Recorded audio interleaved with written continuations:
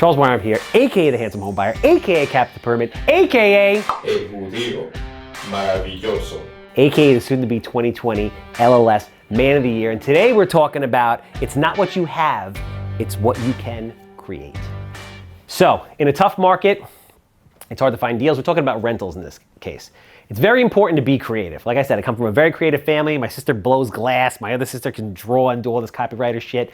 I do creative real estate deals. So, rental properties, I buy a lot of them. I love them. Everybody knows I flip houses to buy rentals, build generational wealth, and take care of my kids.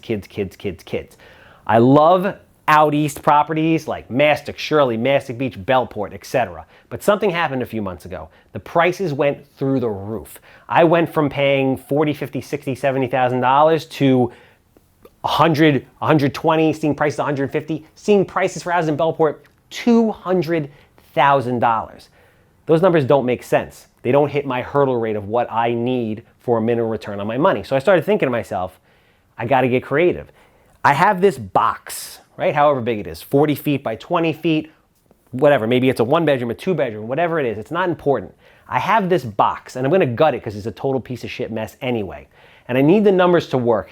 And if I'm buying a 3-bedroom at this price, at $120,000, let's say, which we'll go over in a minute, the rental numbers aren't going to work. But if that house happened to be a 4-bedroom, then all of a sudden it would work.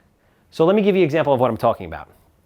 Let's say you have a 3-bedroom house, and I've done this with 2-bedroom houses, 5-unit apartment buildings, 8-unit apartment buildings, 10-unit apartment buildings.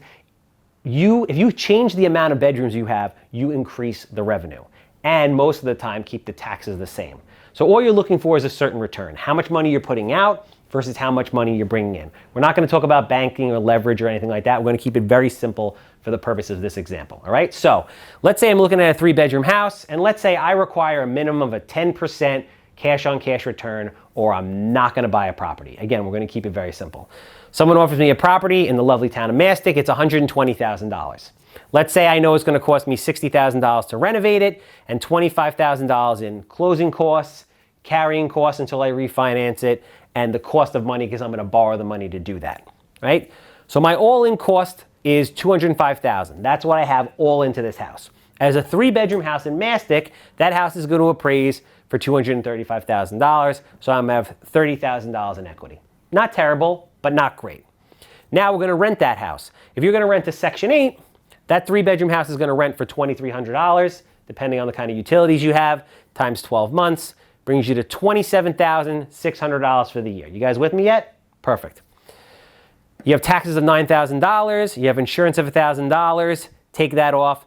You're left with $17,600. Don't worry about maintenance, CapEx, things breaking.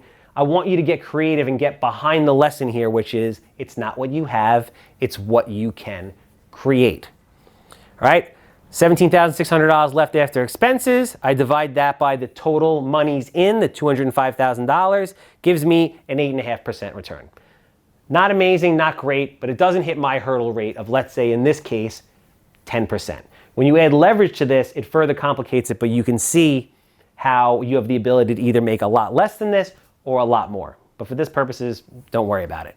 Now, let's say I'm gutting this house already. I'm going to put $60,000 into it. The box is big enough that I could fit 4 bedrooms if I change the layout of the house, right? Make sure that you check with Section 8 or your local building department to make sure that the bedrooms are adequate size. In New York, it's 7 by 10 and you need a closet, right? Other places might be 8 by 10. Check with the program, check with the municipality before you do something like this. So I'm going to gut this, and for pretty much the same amount of money, because it's not that big of a deal to just put an extra wall up somewhere, I'm going to buy it for $120,000. I'm going to renovate it for $60,000. I have the same $225,000 in closing costs, carrying costs, and cost of money. I'm in it for the same $205,000. All right? That as a 4-bedroom, because I can get more money as a rental, and 4 bedrooms are also worth more money. Now the house appraises at $250,000. When I do the subtraction, I have $45,000 in equity now. Starting to get a little interesting, right? Everyone's starting to get a little tingly below the belt. They like this. The rental numbers are even better. So now that 4-bedroom will rent for $2,550 a month. Times 12 months gives you $30,600. You have the same taxes, same insurance. This gives you a net of $20,600 divided by the same $205,000 that you have into the deal.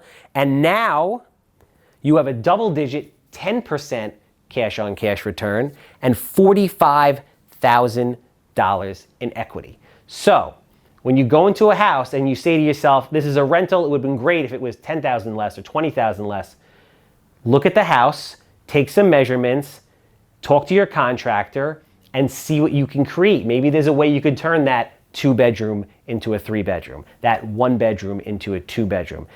When you can see things that other investors can't see, it gives you the edge and it allows you to buy deals in a very difficult market like today where other people can't. I appreciate you guys watching. If you like this video, if you want to see more, drop down, click the subscribe button. Thank you and have a great day.